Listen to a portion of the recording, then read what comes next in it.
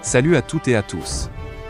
Vous êtes bel et bien sur la meilleure chaîne de l'information, la communauté des analphabètes. Vous informer est notre priorité, n'oubliez pas de vous abonner à la chaîne pour ne manquer aucune de nos prochaines vidéos.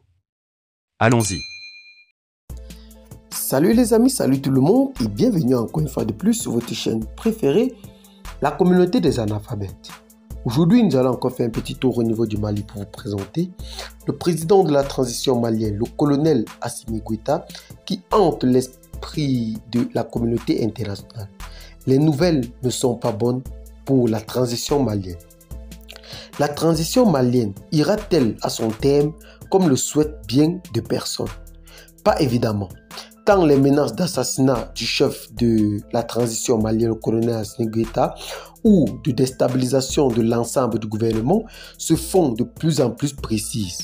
En tout cas, depuis la suspension définitive de France 24 et RFI en avril dernier et la récente dénonciation par Bamako des accords militaires liés le Mali à la France, les autorités françaises ne font plus preuve de retenue.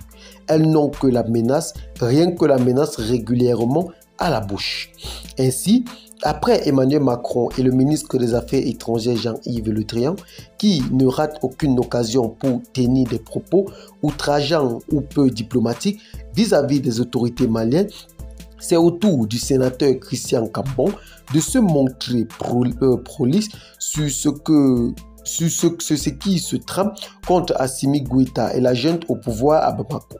Invité en effet hier, lundi 9 mai, sur le plateau de la chaîne de télévision parlementaire Public Sénat, Christian Cambon, par ailleurs président de la Commission des Affaires étrangères et de la Défense, n'est pas passé par quatre chemins pour révéler le sort qui est réservé au Mali après avoir rompu les accords militaires qui le liaient à la France.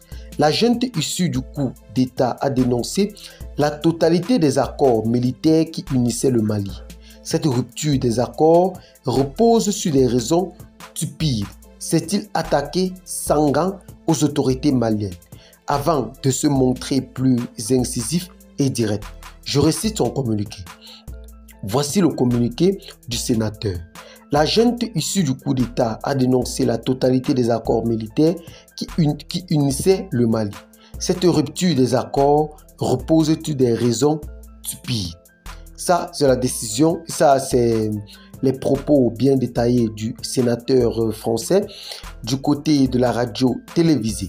Avant de se montrer plus incisif et direct, je pense que le Mali payera très cher le fait de s'être séparé de manière aussi violente des forces françaises qui, pendant 8 ans, ont assuré la souveraineté du pays, a conclu le sénateur Christian Cambon, sans avoir dénoncé au passage et de façon véhémente la suspension définitive de France 24 et de RFI sur le sol malien.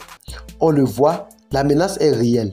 Elle est d'autant plus visible que la junte militaire au pouvoir a accusé récemment la France d'espionnage de son dispositif militaire. Doit-on pour autant s'attendre au pire, c'est-à-dire à une invasion de l'armée française au Mali?